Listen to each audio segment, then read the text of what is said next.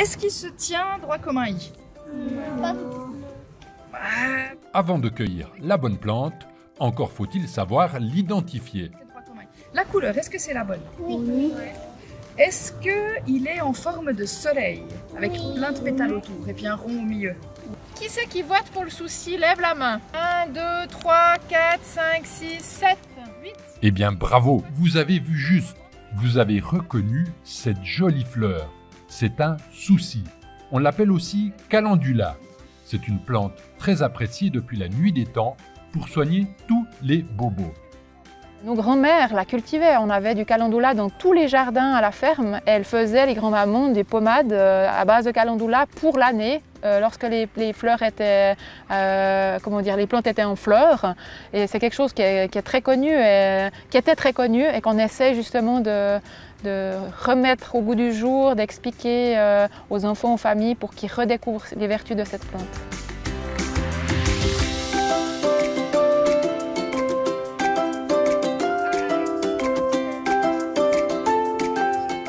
Mais quelle chance de redécouvrir les secrets du souci par un bel après-midi de fin d'été.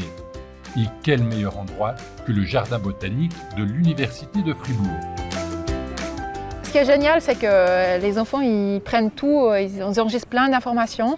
Et quand on fait ces ateliers, il y a une imprégnation, il y a quelque chose qui va se transmettre, qui va être marqué, peut-être à vie. Je suis persuadée maintenant que si ces enfants vont dans un jardin, ils vont à tous les coups reconnaître la plante.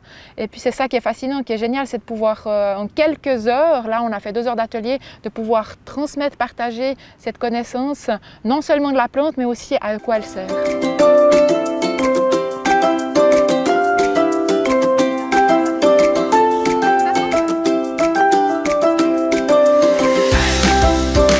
Une fois la plante identifiée, récoltée, place à l'alchimie. Enfin, à la petite recette de cuisine dont voici les ingrédients. On est en train de couper la fleur qu'on est allé ramasser et quand on l'a coupée en petits morceaux, on la met dans ce petit bol. Après, il y avait de l'huile qui chauffait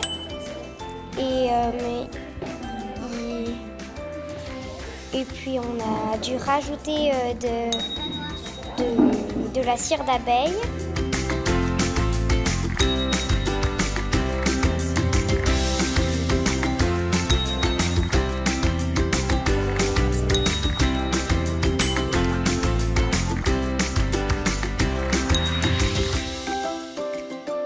Hop, on verse, eh bien, voilà, on verse notre préparation.